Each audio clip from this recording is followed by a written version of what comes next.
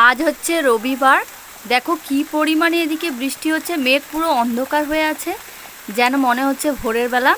এখন হচ্ছে আমি রান্নাঘরে আছি, আর এত বৃষ্টি হচ্ছে, বৃষ্টির মধ্যে তো একটু মাংস খেতে ইচ্ছে করে, তাই জন্য এখানটায় রান্নাঘরে মাংস কষা বসিয়ে দিয়েছি।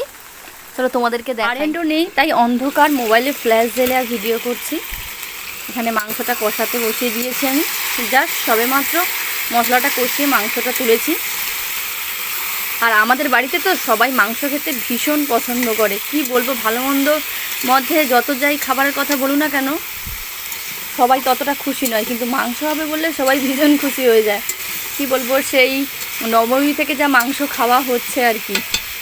নবমীতে মাংস খেয়েছি, সে মাংস বেশি করে হয়েছিল, তার পরের দিন মানে দুপুর পর্যন্ত খাওয়া হয়েছে, আবার দশমীতে রাত্রে মাংস হয়েছে।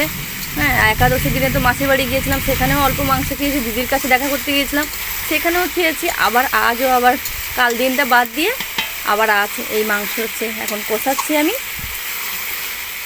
তবে ব্রয়লার মুরগি খাওয়া হয়নি, এর আগে হচ্ছে কয়লার আর ক্যালভেট খাওয়া হয়েছিলো, আজকের মাংসটা হচ্ছে ব্রয়লার। মামনি গিয়েছিলো কক মুরগি আনতে, মা খাবে বলেছিল, কক পায়নি, তাই এখন ব্রয়লার হচ্ছে।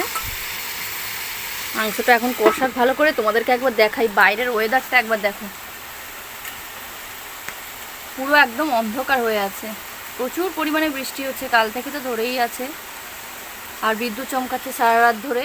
আচ্ছা, তোমরা কারা কারা আছো যে বৃষ্টির দিনে আবার রবিবারের স্পেশাল চিকেন কষা কিংবা চিকেনের ঝোল দিয়ে গরম গরম ধোঁয়া ওঠা ভাত খেতে পছন্দ করো? কমেন্টে জানাতে কিন্তু একদম ভুলো না। জানি না আমার কথা তোমরা কতটা শুনতে পাচ্ছ, কারণ প্রচুর পরিমাণে বৃষ্টি হচ্ছে বাইরে। আমার তো ভীষণ ভালো লাগে যে মাংসের ঝোল দিয়ে, শুধুমাত্র মাংসের ঝোল, এছাড়া তার সাথে আর কোনো রকম তরকারি লাগবে না। আর গরম গরম কষা খেতে তো দারুণ লাগে। তোমরা কারা কারা আর কি আজকের মাংস খাচ্ছ, আর কাদের কোন দিকে বৃষ্টি হচ্ছে প্রচুর পরিমাণে, কমেন্টে জানাতে কিন্তু একদম ভুলো না।